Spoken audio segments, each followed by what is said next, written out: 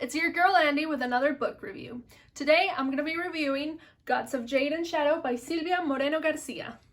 Now you already know about my fondness for her other book, Mexican Gothic. I essentially devoured it the moment I got it. But this book was actually published before Mexican Gothic. I just happened to read it after. This book is on an entirely different genre than Mexican Gothic. For example, it's not gothic or mysterious. It's more adventure, folkloric, and with a sprinkle of romance in it.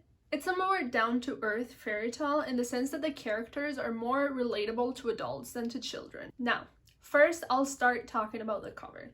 The cover is gorgeous. I completely fell in love with it. This is the hardcover, and as you can see, it's just beautiful. It's a complete graphic design orgasm. I love seeing it on my shelf. I love how this little part looks when I put it on the bookshelf. I'm just completely in love with the cover. Mostly that's why I ended up buying it. They say don't judge a book by its cover, but I completely failed to do that. I totally judged them by the cover. Now this story, like the other book, takes place in Mexico, but this one takes place in the 1920s. We get a glimpse into the culture, the society, and the folklore. Specifically, Mayan folklore from southern Mexico. Now you might be wondering why I'm specifying Mayan folklore from southern Mexico. This is because Mayans have a lot of different languages and a lot of different traditions. Let me clarify, Mayan is more of an umbrella term. It encompasses a lot of tribes from Central America. And some of these tribes have completely different languages between each other.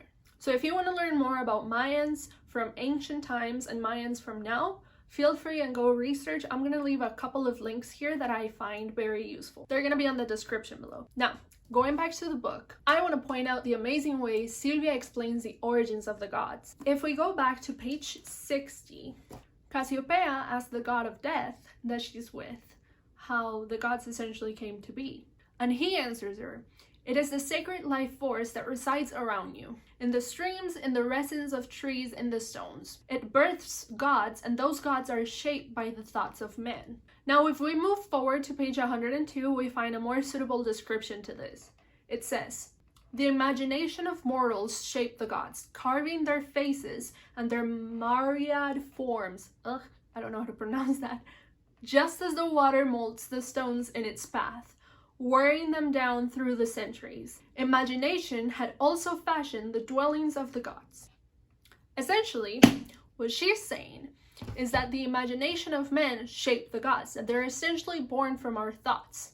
That explanation could have lasted 3 pages, but she made it in 2 paragraphs in 2 different sections of the book, made it so easy to understand and easy to grasp. As you read those words, you can literally imagine a stream of water shaping a rock over time.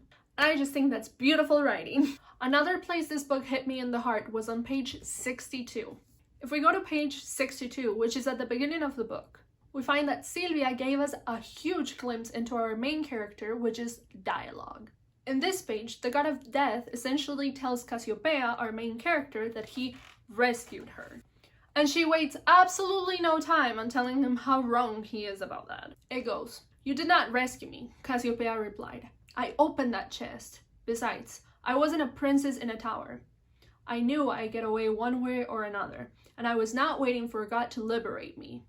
That would have been both silly and unlikely." And with just that little dialogue, we get a huge glimpse into her personality. You can almost tell who Cassiopeia is right after that. The writing in this book can only be described as vivid. Silvia has a way to describe colors, shadows, and settings in a detailed way that is kind of short. The book is far from slow-paced, which honestly, my short patience found very relieving. Now, unfortunately, I'm gonna give this book a 6.5 out of 10, and this is for various reasons. First off, as I said before on my previous video about Mexican Gothic, Silvia does not go into depth with the secondary characters. There's a lack of character development for the rest of the characters in the story apart from the main character.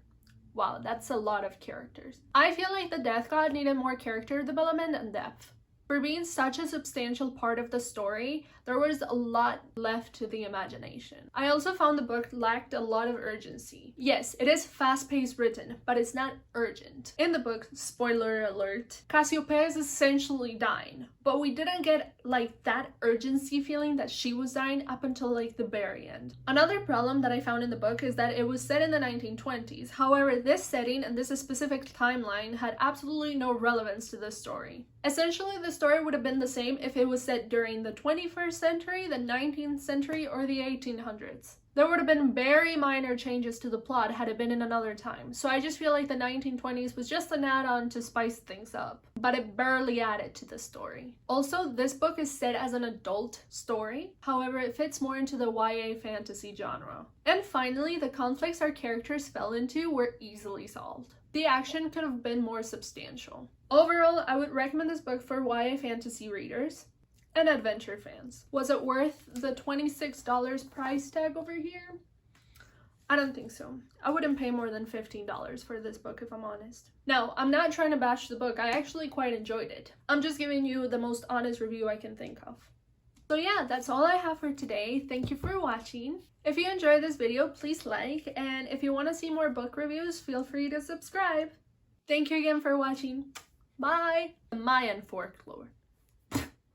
Mayan folklore. Oh my god. Why can't I say this?